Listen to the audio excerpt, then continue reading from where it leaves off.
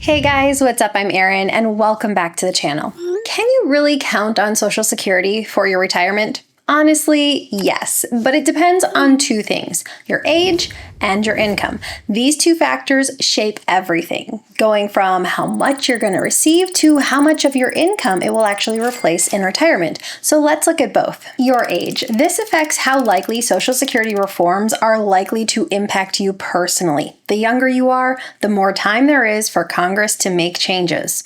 Your income level. This determines how much of your working income Social Security is designed to replace. And spoiler alert, it's not a one-size-fits-all system. So let's break it down by age first, and then we'll dive into the surprising truth about just how much of your income Social Security might replace once you get into retirement. And some of the numbers might surprise you. Social Security is part of nearly every retirement story, but how you should treat it depends a lot on where you are in life. Whether you're 30 or 60, Social Security's role in your plan is going to be very different. So let's walk through each decade and what it might mean. Age 30. Plan as if it's a bonus. You've got decades until retirement, and that means two things: time for Social Security reform and time for your investments to grow.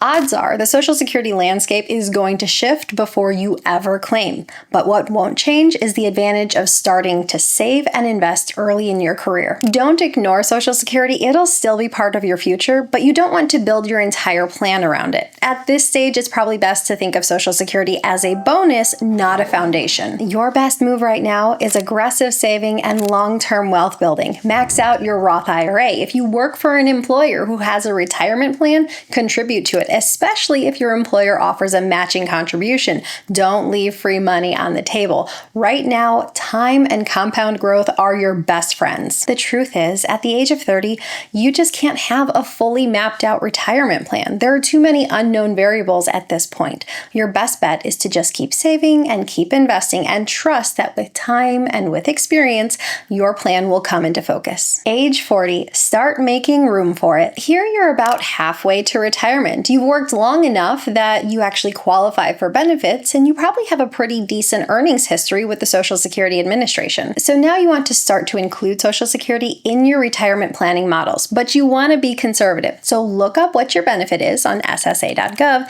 and then use a figure that's maybe 70 or 80% of that. It shouldn't be that your plan is fully built around it, but we should have it enter the conversation at this point. Let's say you're 40, earning $90,000 a year, and you log on to SSA.gov and you see that your projected monthly benefit at full retirement age is around $2,200. If you base your plan on 80% of that, say $1,760 a month, you're being realistic without counting every penny. Then you can layer in your 401k savings to bridge any gap. If you don't already have an account with SSA.gov, go ahead and set one up. It's completely free. The website is pretty fantastic, and it allows you to check your work history because mistakes can and do happen. So if you ever spot one, now is the time to get it corrected. Also, when you're running your models, try running them with and without Social Security factored in. Run an absolute worst case scenario, and if you can plan for that one, you know you'll be all set no matter what happens in DC. Age 50. Social Security matters now. At this point, you're a decade or two away from retirement, and the good news is that reforms to Social Security are less likely to impact you directly. So when you see what your benefit is when you log on to SSA.gov, that's likely pretty close to what you'll actually receive. At this point, I think it's time to truly include Social Security in your numbers, because for many people, Social Security will make up a sizable portion of their income in retirement, and that includes high-income earners. Imagine you're 50 and married. You've been the primary earner while your spouse stayed at home to raise the kids. You log on to SSA.gov and you see your estimated benefit is about $2,600 a month at full retirement age.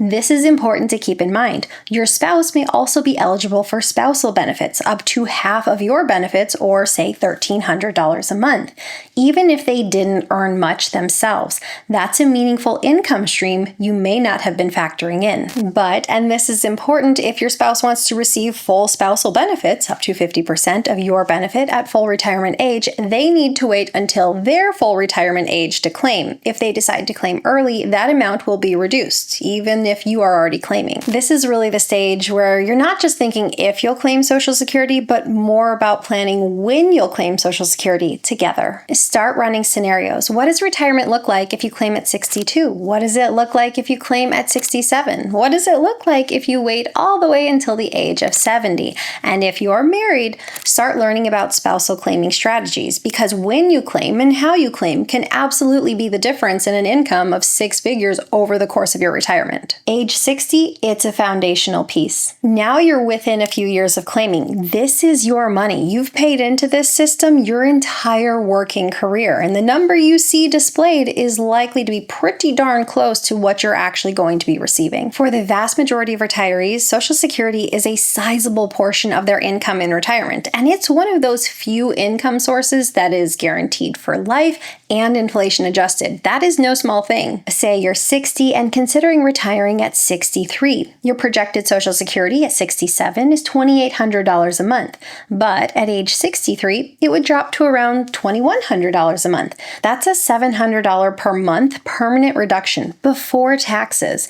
But if you work for just 2 more years and claim at 65, that number might climb to around $2,500 a month for the rest of your life. That's a $4,800 a year difference, and it grows with inflation. Now is time to optimize, not just estimate. Look at all of your income sources. Consider when you might have to start taking RMDs. Consider how your Social Security is going to impact your Medicare costs. You also might want to consider whether delaying Social Security might mitigate your risk elsewhere. Now is really the time where you want to run through all of the different plan types. You want to figure out your withdrawal strategy. Maybe you talk to a trusted financial pro at this point. Really, it's about coordination between all of your income sources, Social Security, and tax planning. Here's the part most people miss, and it's a big one. Social Security doesn't replace your income evenly. It's designed to replace a higher percentage of income for low and middle income earners and a much lower percentage for higher income earners. For lower income earners, it might replace 75 or 80% of their pre-retirement income. For middle income earners, it might be 40 to 50%.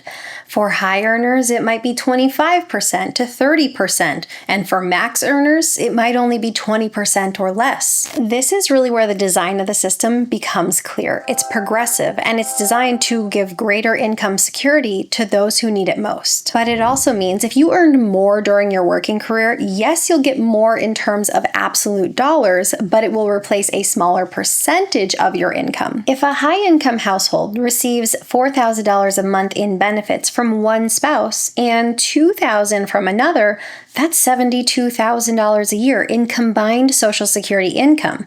That sounds substantial, and it is. But when you break it down, that $4,000 per month benefit might just be replacing 25 to 30% of that person's pre-retirement income. Say their income was $160,000 a year. And this really highlights the fact that these replacement rates are based on individual incomes, not household benefits or household data. In this situation, our higher income earner is receiving a lower replacement rate based on their higher income, but it doesn't consider that we have a stronger household benefit when we look at both sources of Social Security. And this is why it's so important to run the numbers for your household. Don't just rely on a headline or a generic table. These are helpful as a guideline, but you really need specifics when it comes to your situation. If you're a higher income earner, you can't afford to be passive. You can't expect to fully rely on Social Security and be able to maintain the lifestyle that you once lived prior to entering into retirement. It depends on how aggressively you save. Remember that Social Security is just one pillar. You're likely going to need income from a 401k, an IRA, a brokerage account.